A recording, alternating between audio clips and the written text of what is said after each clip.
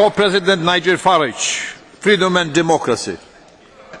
Thank you. Mr Barroso, you told us this morning that the European Union is an inspiration, and whilst you admitted to there being one or two little economic problems, you made it perfectly clear that jobs and growth were to follow, that everything is going well. In fact, you painted a vision that a new period of European renewal is upon us.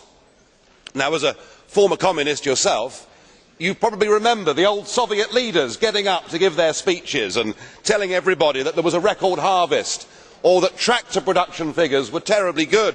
And they, of course, believed that history was on their side. In fact, President Khrushchev got up and said to the West, "We will bury you." You know, so much did he believe in his own union.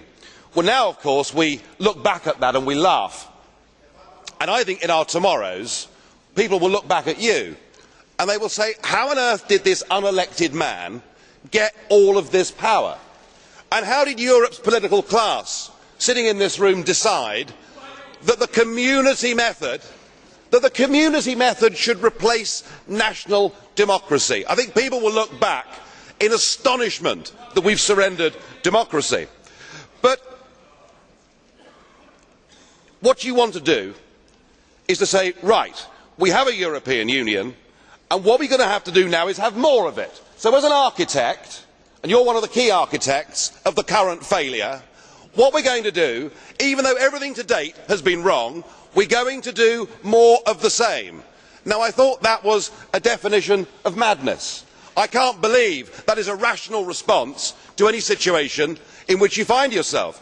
And far from it being a State of the Union, I would argue that the Union is in a state. Because just look at the confusion. We have got you as the President of the European Commission, we have got a President of the European Parliament, we have got my old friend Herman Van Rompuy, who is the permanent President of the European Council, we have got the Poles, they are now presidents temporarily of the European Council, we have got presidents all round this room. Goodness me, even I am a president. I mean, I am not sure what the collective noun for presidents is. Perhaps an incompetence, I don't know. But certainly when you take away democratic accountability, it is clear nobody really is in charge. And it is developing as a union of intolerance. Anybody that stands up here and dares to give a political view that is different to the received wisdom is written off as mad, insane, violent, fascist. We have heard it for years from these people. And the intolerance is so deep that when we get referendums in France, the Netherlands and Ireland that reject your view, you see it as a political class as a problem to be overcome. So I am very worried about the whole root of this union. There is a new nationalism that is sweeping Europe.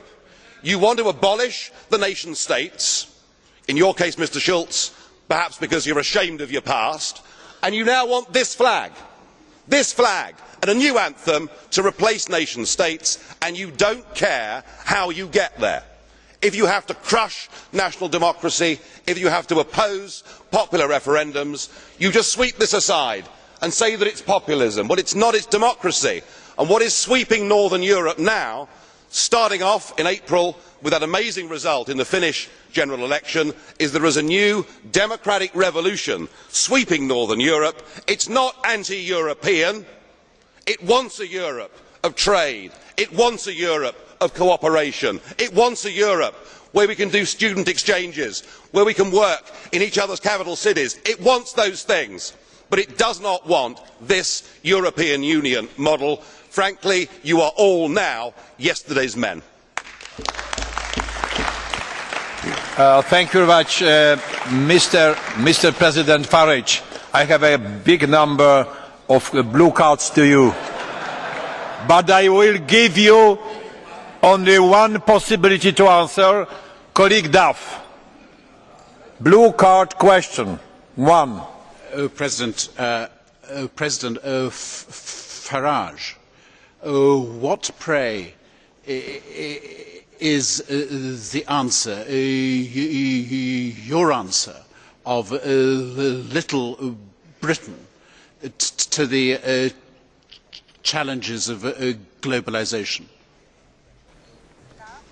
Well, this point is often made, that a country like Britain is only 62 million people, and aren't we better off being part of a big European club so that we can have more of a voice on the world stage? Funny that, isn't it? Here's Britain, the world's 5th largest trading nation, who are now prohibited from going in to World Trade Organisation talks because all of that is done on our behalf by an unelected European Commissioner. And the answer actually, Mr Duff, is that an independent Britain that trades and cooperates with her European neighbours in an age of globalisation would be able to forge her own trade relationships across the world, and it would make sense for a country like ours to start off with the English speaking world, who share common law, our own kith and kin in the Commonwealth, who we turned our backs on so shamefully. Thank you. The next speaker